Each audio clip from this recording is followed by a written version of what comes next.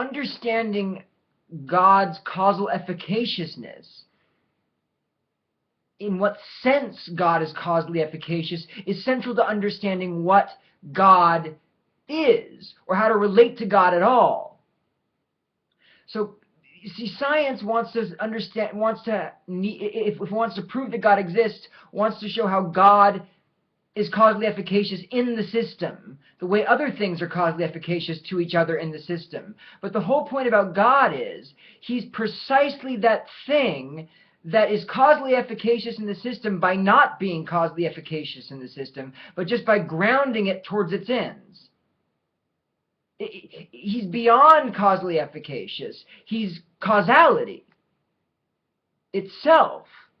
And therefore, science in principle can't find him or parse him. And it's just about meditating on exactly why science can't do it that starts to expose what God is, structurally, who God is, what God is. Being itself, not a being in any world. Being itself, who activates contingent potentials. Causation is the donation of God's radically other will of just activation to individualized conscious states in order for them to choose their own potential. He actualizes the conscious state can then choose its own potential.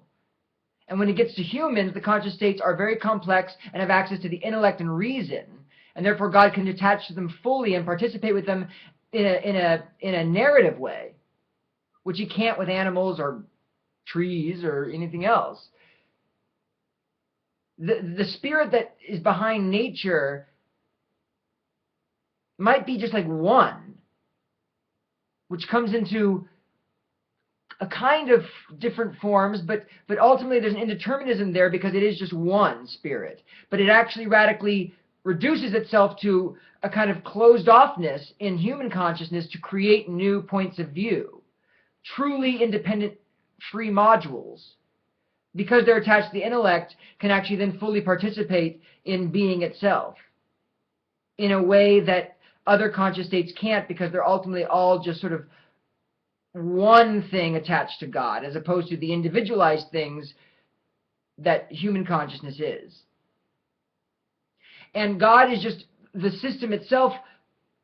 Even though he has a radical existence to himself, he's also just the system itself generating itself through a teleological process in time. So God's causation is precisely the causation that is not causally efficacious in the way everything else is causally efficacious. Because God's causally efficaciousness is radically intentional. It's a efficaciousness that ultimately reveals itself only in understanding, not in kind of experiment. You know, there's a lot to, in a way, like taking French deconstructionalism and Christianity and putting them together, because God is sort of radically, linguistic, in the sense that it's the Word. It writes the world. The Word writes the world.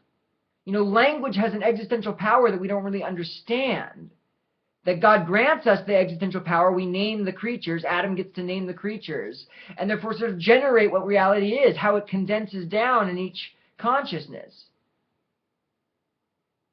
into the navigatable concept world that we live in. And so God's intentionality is just through this understanding process into infinity, back to the oneness that it never totally achieves, because then that would be void or white bliss, or just it's understanding to that point. You know what I mean? And that's been God's logos the whole time. The logos is such an important idea because it's like a direction. It's like the process of it.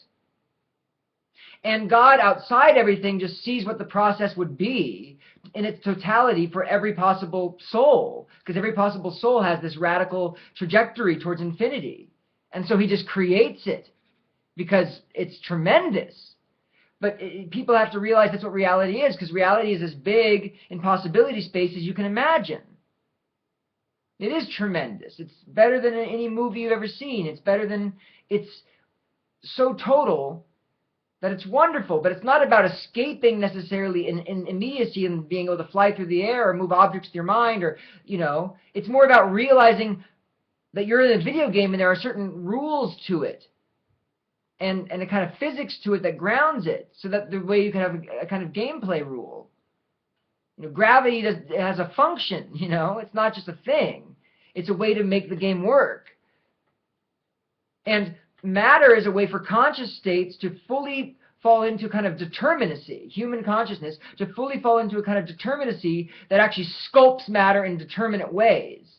So that the logos, the more perfect logos, as Terence McKenna talked about, the visible language, just is matter.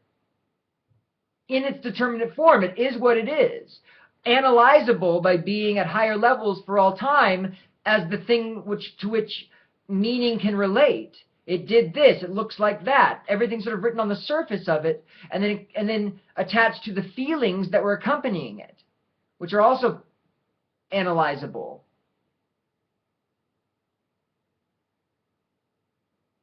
And that's what understanding wants to become, in a way, and just to see reality as a kind of sculptural object, material reality. And that's why material is a kind of a correct concept, in that it sculpts a world as an art object, essentially, a terrarium, a monad. That's what the monad is. It's Mother Earth is our monad. It's Jesus' monad. And so that's always the intentionality of God, because the Word is built into the system, directing consciousness towards its end in determination, in love, which it releases to for all time. Because the world becomes too oversaturated with truth for consciousness to even process it. It kind of pops and just wants to sort of see itself as a sculptural object and feeling. And then understanding itself and everybody else, and ultimately understands itself totally as Jesus Christ. And that's the radical, total externalization of God's intentionality. His radical otherness, which was never at war with the causal order of the world, or rather sustained the causal order of the world up to Jesus Christ, where he reveals himself totally as love, with the Immaculate Conception as Mary.